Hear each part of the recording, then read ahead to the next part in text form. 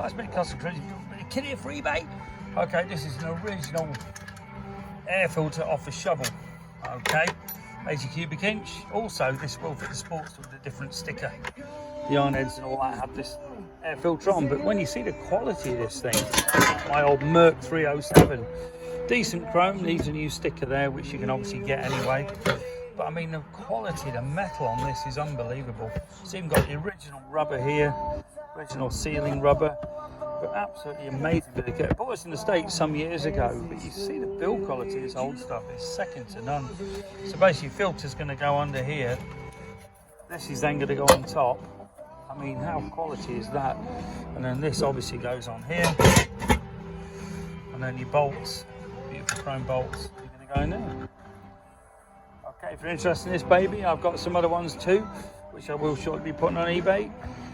Buy them on eBay, Mark's Bikes 1960 or Custom Cruisers.